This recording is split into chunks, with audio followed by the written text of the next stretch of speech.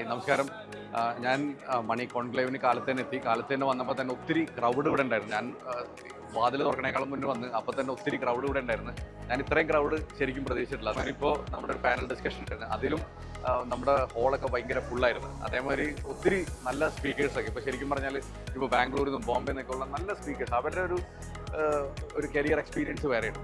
അപ്പം അത്തരം കാര്യങ്ങൾ ഇവിടെ ഒന്ന് പറയുമ്പോൾ നമ്മുടെ ഇൻക്ലൂഡിങ് എനിക്കും എൻ്റെ ഓഡിയൻസിനൊക്കെ ഒരു പുതിയ ഒരു പെർസ്പെക്റ്റീവ് കിട്ടുക. ഇതേമാതിരത്തെ ഇവൻറ്റുകൾ ഭയങ്കര അത്യാവശ്യമാണ്. അപ്പോൾ മണി കോൺക്ലേവിൻ്റെ ഓർഗനൈസേഴ്സിനായാലും ഫസ്റ്റ് കൺഗ്രാജുലേഷൻസ്.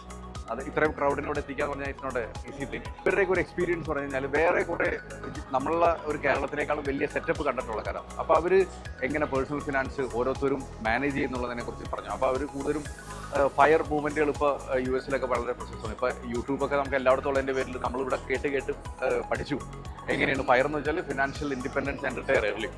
അപ്പോൾ അത്തരം കാര്യങ്ങൾ എങ്ങനെ അച്ചീവ് ചെയ്യാൻ പറ്റും, അങ്ങനെ അച്ചീവ് ചെയ്യുന്ന ടൈമിൽ എന്തൊക്കെയാണ് നമ്മൾ നോക്കേണ്ടത്, ഇത്തരം കാര്യങ്ങൾ നമ്മുടെ പാനൽ ഡിസ്കഷൻ നമ്മൾ മൂന്നുപേരും കൂടി സംസാരിച്ചു. അത് എനിക്ക് തോന്നുന്നു ഓഡിയൻസിനൊക്കെ ഭയങ്കര നല്ലൊരു ഇൻസ്പിറേഷൻ ആയിട്ടെന്ന് വിചാരിക്കുന്നു. നമ്മളെല്ലാവരും ഒന്നുകൂടി മാറ്റി ചിന്തിക്കുക, കുറച്ചും കൂടി നന്നായിട്ട് നമുക്ക് നല്ല ഉയർച്ച കേരളത്തിൽ കൊണ്ടുവരാൻ പറ്റുന്നതാണ് എൻ്റെ ഒരു വിശ്വാസം. Thank you.